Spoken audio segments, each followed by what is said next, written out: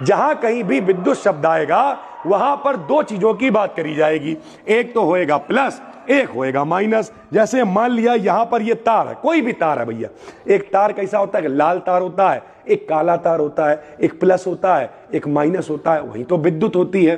तो द्विध्रुव माने दो, ध्रुव माने किनारे, जिसके दो किनारे हो वो भी प्लस माइनस हो, उसे क्या कहोगे, द्विध्रुव कहोगे।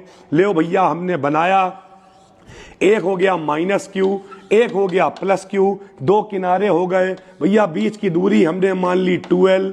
अगर हम बीचों बीच वाले बिंदु को O माने तो इधर की दूरी कितनी होएगी L, और इधर की भी दूरी कितनी होएगी L। यानी भैया द्वि माने दो, ध्रुव माने किनारे, दो आवेश है, एक के ऊपर प्लस है, एक के ऊपर माइनस है लेकिन दोनों क्यू, ये देखो है दोनों क्यू। यानी जब दो समान आवेश, समान क्यों कह रहा है, क्योंकि ये भी क्यू है, ये भी क्यू है।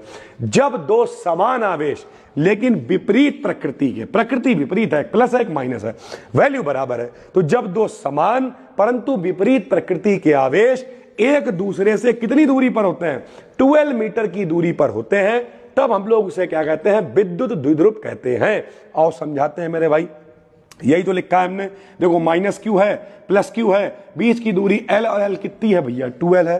तो हमने लिखा कि जब दो समान, समान क्यों, क्योंकि ये भी क्यू है, ये भी क्यू है, परंतु विपरीत प्रकृति, प्रकृति विपरीत क्यों, ये प्लस है, ये माइनस है, के आवेश एक दूसरे से 12 मीटर की दूरी पर स्थित होते हैं, तब इसे विद्युत द्विध्रुव कहते हैं। तथा किसी एक आवेश, आवेश का मतलब नाम क्या है भैया, क्यू, तथा किसी एक आवेश और आवेशों के बीच की दूरी, दोनों के बीच की दूरी कितनी है 12, तो एक आवेश और इनके बीच की दूरी के गुणनफल को दोनों की गुणा करोगे तो P से लिखेंगे, इसे कहेंगे द्विध्रुव आघूर्ण। क्या कहेंगे, द्विध्रुव आघूर्ण। तो भैया द्विध्रुव क्या होता है, जिसमें दो किनारे होते हैं वो द्विध्रुव होता है।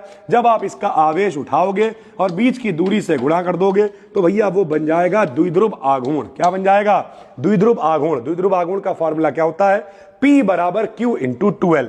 भैया Q माने आवेश, बोलो Q माने आवेश, आवेश का मात्रक कूलाम, दूरी का मात्रक मीटर, तो इसका मात्रक क्या हो जाएगा, कूलाम मीटर, और इसकी विमा कितनी हो जाएगी, तो भैया आवेश की विमा AT होती है, दूरी की विमा L होती है, तो इसकी विमा हो जाएगी ATL। तो भैया